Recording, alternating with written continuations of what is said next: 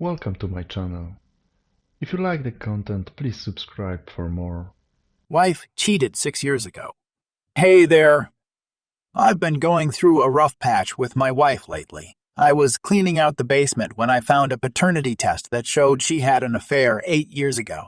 I confronted her about it and she admitted to having a sexual relationship with the other guy for 8 months. She says that she kept getting drawn back in even though things weren't good between us at that time.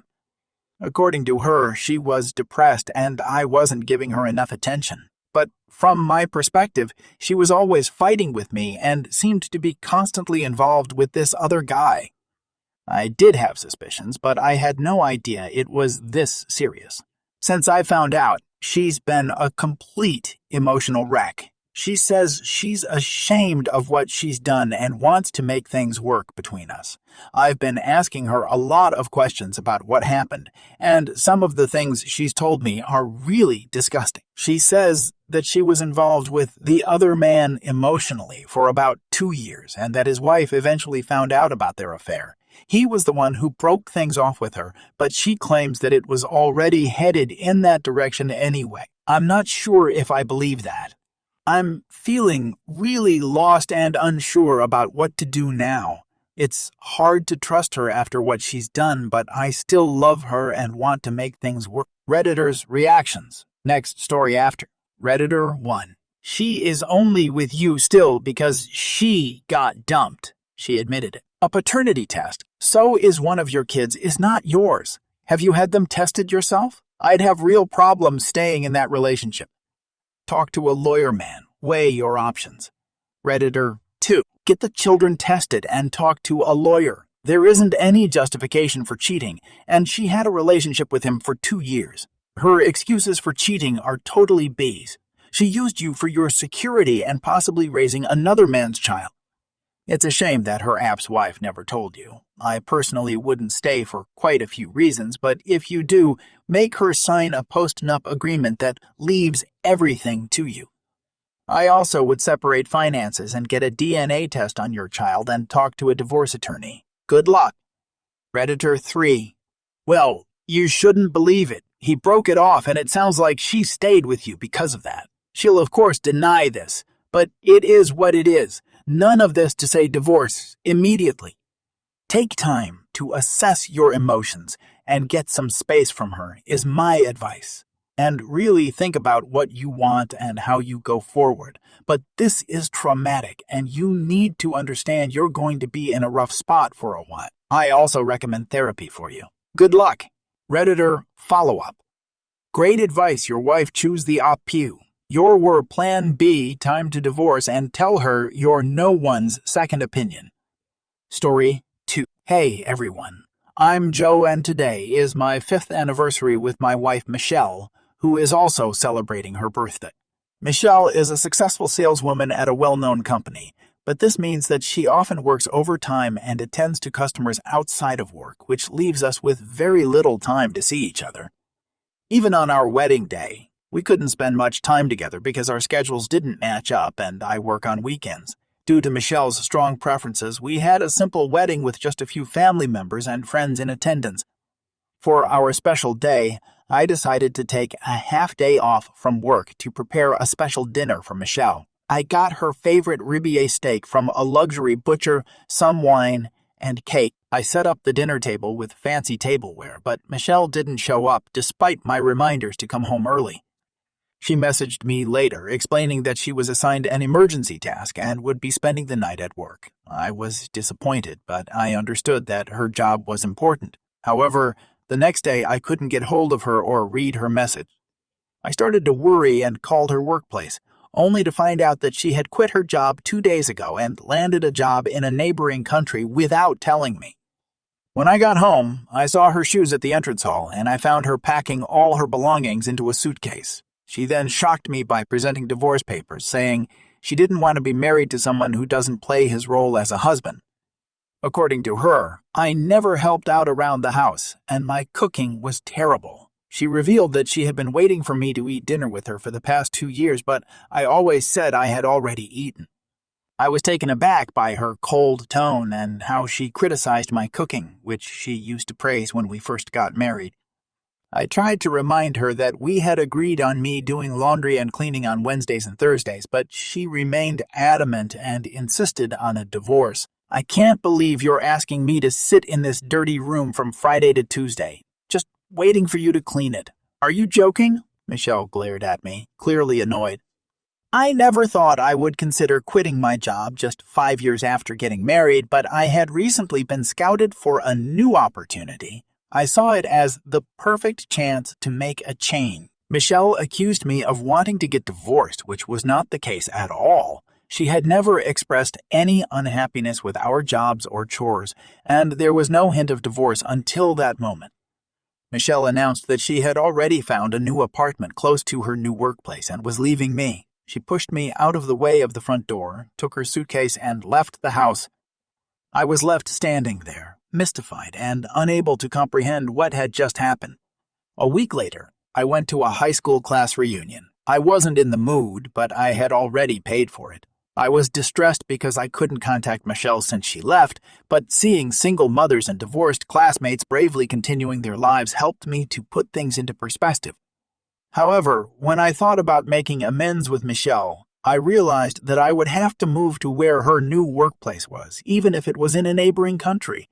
Unfortunately, that was not an option for me since I had worked at the same job for 17 years and was receiving decent pay. I wouldn't be able to find the same pay elsewhere. Michelle called me to rush me out of the apartment we shared because the lease was under her name. She told me to get rid of everything before the lease renewal date. She was clearly picking a fight and didn't care that I was still living there. I felt like our situation was hopeless. I agreed to get my stuff cleared out either that weekend or the next, but Michelle added that I also needed to get rid of the furniture and other belongings that she left in the room. I was getting annoyed and reminded her that most of the furniture was hers from her bachelor days, and it was still in the house. I'll take care of the furniture and appliances outside of that, but disposing of everything else and paying for their disposal is on you, I said firmly before hanging up the phone. My soon-to-be ex-wife had taken only her important personal belongings and left without a word, leaving me to deal with the rest. Her behavior only solidified my decision to divorce her. On the weekend, while organizing my closet, I stumbled upon Michelle's high school senior album. As I flipped through it, I realized that she had only introduced me to people she had met since entering college. My thoughts drifted to our happy moments before I found her album. However, as I kept looking through her yearbook, I came across something unexpected. 4 months after turning in the divorce papers, I received a message from Michelle with a picture of her marriage papers to another man. I was dumbfounded. When I called her, she explained that she had just remarried and that the picture was proof. She raved about her new husband, his good looks, and his wealth. She even went on to mention that his father had built them a house on his property, and she had landed a job at his mid-sized company with a salary comparable to someone in an important role. I couldn't believe it. Michelle had cheated on me while we were still married, and now she was bragging about it. I felt a burning anger well up inside me as she casually talked about her infidelity and her new life. She had made me divorce her by claiming she had a problem with me, but the truth was that she had a lover and had been dating him for over 2 years. Michelle had met her new husband at a bar while out with her colleagues. Apparently, she had spilled a drink on herself and he had helped her clean it up. They hit it off, and despite him being married, she aggressively pursued him. She claimed that he was a rich landowner who had an arranged marriage and was skeptical of his wife's fidelity. Michelle told me that he promised to fix anything that she saw wrong with him, and she fell for him. I couldn't believe what I was hearing. Michelle had cheated on me and lied about the reason for our divorce. I knew I had made the right decision in ending our marriage. I had my doubts about him trying to balance time with Michelle and being a good husband to his wife.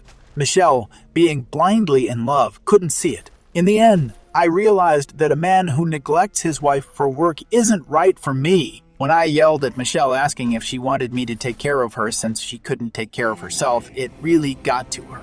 But I was relieved that I had cut ties with a man like that and happy to hear that Michelle had found someone else, a man named Tristan Mayfield. The name sounded familiar, and as Michelle excitedly rambled on, I recalled where I had heard it before. I couldn't believe that Michelle was marrying someone like him. When she sent me a picture of their wedding, I burst out laughing. Michelle was hurt by my reaction, but I couldn't help finding it amusing. She told me that she was pregnant with Tristan's baby, and I laughed even harder, thinking she must be crazy after losing me. Michelle interpreted my laughter as ridicule towards her, but it was just my amusement. She told me that she was having a baby boy who would be just as handsome as Tristan, and I responded that the baby would still be handsome even if it looked like her and not Tristan. Michelle panicked and said it didn't need to look like her. I couldn't stop laughing, and she eventually hung up on me. I think she'll eventually understand why I found it so funny, and I'm looking forward to that day. After our divorce, there were some disagreements over compensation money and dividing assets. However, with the help of my lawyer, we were able to reach an agreement, and Michelle agreed to pay Tristan's share as well. We didn't speak for a long time, but she reached out to me 2 years later, asking for my help regarding the child she had with Tristan. She was concerned that the child did not look like Tristan, and wondered if I knew something about it. I told her that the child was still very young and could change over time. But then, I mentioned that Tristan had undergone cosmetic surgery to change his face. He had a reputation for being a brat in high school and came from a wealthy family. After graduation, he went to a famous cosmetic surgery clinic in Tokyo to get his face redone. Michelle was shocked to hear this and realized that Tristan had never shown her any childhood pictures or yearbooks. She was devastated to learn that he had cheated on his wife and had been invoiced for compensation payments by many people. She was determined to get to the bottom of this, but I advised against it. She was at a loss for words when I told her that boys usually look like their mothers. I had to get cosmetic surgery too, so there's no way my child would end up looking like my ex-husband, Tristan. 2 years ago, while cleaning the apartment that we used to share, I found his senior yearbook and was shocked to see that he looked like a completely different person back then. Looking at that album, I realized why he never introduced me to anyone he knew before college and why he insisted on having a small wedding, only inviting his colleagues from work. Michelle, his ex-wife, probably got surgery in college and didn't want to be embarrassed. I don't think there's anything wrong with cosmetic surgery, but you should consider that a child will inherit their parents' previous looks. I suggested to Tristan that he should accept his child, regardless of their appearance, and I hung up the phone, blocked his email address and phone number. Getting upset because your child doesn't look the way you wanted is cruel. A year later, a friend showed me a picture from their preschool entrance ceremony, and Tristan's child was adorable, although it didn't look like Tristan or Michelle after the surgery. According to Tristan's friend, Tristan was hoping that the child would end up looking like Michelle post-surgery. Both Tristan and Michelle are the same kind of person. Furthermore, Michelle apparently cheated again, and Tristan was seeking advice from his friend on how to divorce her. Michelle is an idiot if she divorces Tristan because she would have to pay compensation money and child support. Additionally, Tristan is from a wealthy family, so if he hires a competent lawyer, who knows how much they could squeeze out of her. Moreover, the friend who is now buddy-buddy with Tristan since they're both dads said that Tristan's surgery is even known by the kids in the area. As a result, the child is being isolated at school and told that his dad is actually ugly. Nevertheless, Tristan's parents dote on the child, which is the silver lining in all of this, but I feel bad for the kid. However, it's none of my business. On the other hand, I found an apartment in a convenient location for commuting, and I can use all of my days off for myself. I've developed deeper bonds with my divorced classmates at my class reunions, and I'm living a relaxed lifestyle.